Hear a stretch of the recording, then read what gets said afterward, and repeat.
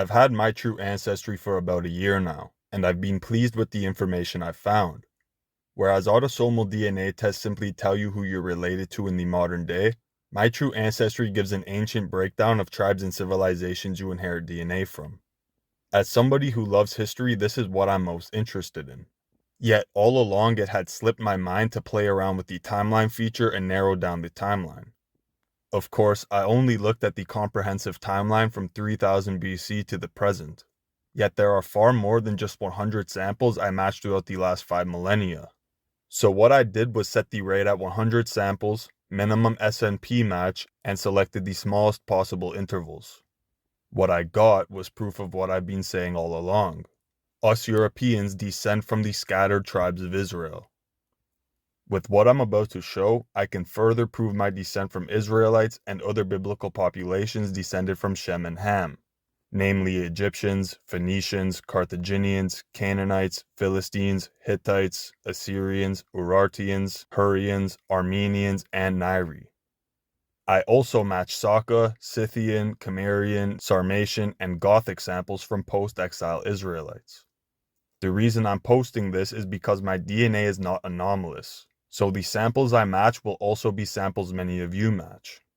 Yet, one objection I may get is that I only match these samples due to my Italian mother, rather than my father who is Scots, Irish, and French.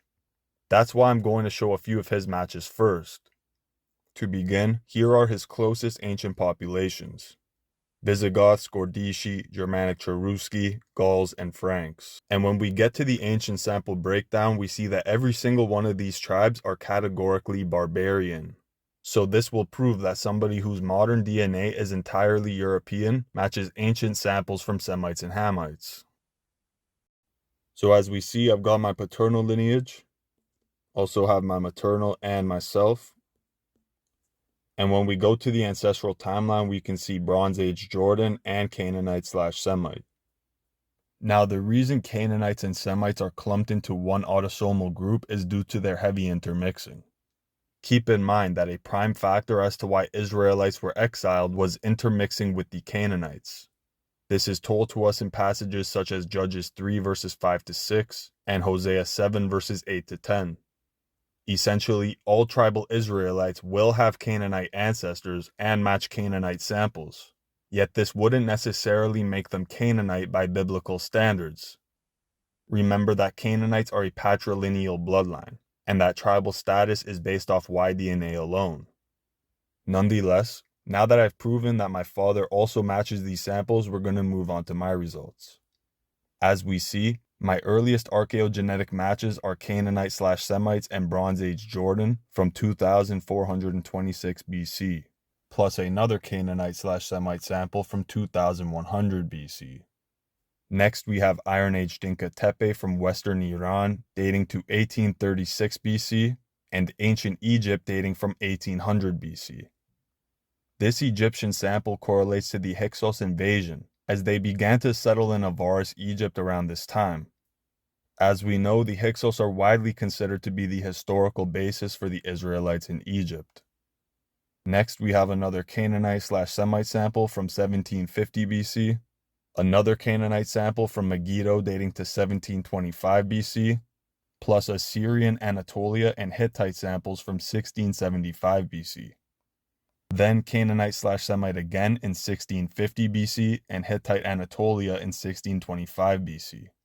Again, we have a late Bronze Age match from Canaanite Megiddo dating to 1570 BC. Also a Hurrian sample match from 1500 BC, which is significant because Abraham was not from Ur in Sumeria, but rather Urkesh, which is referred to as Ur-Kasdim in scripture. This was a Hurrian state in northern Mesopotamia, which subsequently developed into the Aryan Mitanni. Next, we have another match from Megiddo, Israel dating to 1470 BC, a Canaanite elite from Megiddo dating to 1440 BC, two Amorite samples dating from 1443 and 1415 BC, and Bronze Age Armenia from 1420 BC. In the next period, we have another 3 sample matches to Bronze Age Armenia from 1340, 1335, and 1328 BC, as well as North Mesopotamian Nairi from 1305 and Canaanite Megiddo dating to 1302. And now down below we see an Illyrian sample from 1200 BC. By now the Illyrians have merged with the lineage of Cadmus, the Phoenician/Israelite prince who brought the alphabet to Europe. There are also 5 more samples from Armenia dating to the Late Bronze Age and Early Iron Age, 1 more Nairi sample from 1175 BC, plus an Iole sample from 1180 BC. Egyptian sources link these people to the Shur-Den Sea peoples. Shur-Den etymologically breaks into Shar and Dan. In Hebrew, Shar means chiefs or captains, and Dan is the tribe of Dan. Thus, the Iole were offspring of the seafaring captains of the tribe of Dan. Then in 1150 BC, I match a Philistine sample. Then from 1030 BC, I have an Armenian sample. From 1020 BC, a Canaanite/Semite sample, as well as another Armenian sample, plus Iron Age Iran Dinka Tepe from 990 BC, and a match from Hassan Lu dating to 975 BC. Then 3 more samples from Hassan Lu, dating to 950, 935, and 900, plus another Urartian from 932 BC, and another Canaanite/Semite sample from 928 BC. Keep in mind this is the Israelite period, so all these Canaanite/Semite samples include the Israelites. Quickly, we also have a Cimmerian match from 900 BC. However, the Cimmerians were not formed by this time. This is probably a Proto-Cimmerian, i.e. a Japhethite who the Israelites later mixed with. Then Iron Age Armenia from 857 BC, and 2 Urartian samples from Upper Mesopotamia dating to 850 BC. Now from the time of Israel's exile in the 8th century BC to about 640 BC, some of my closest genetic sample matches are Saka, Scythian, Eurasian steppe, Armenia, Phoenician, Punic Sardinian, Carthaginian, and even Egyptian. These are all tribes descended from or regions occupied by the scattered Israelites. Moving on to the 5th century BC, we have a Canaanite match from Villanovan period Tarquini dating to 500 BC. This is either a Phoenician migrant or a deportee from the Assyrian or Babylonian conquest. From this time period, I also matched 2 Achaemenid Empire samples from Lebanon, dating to 500 and 468 BC, plus an Egyptian match from 500 BC, and numerous samples from the Sarmatians.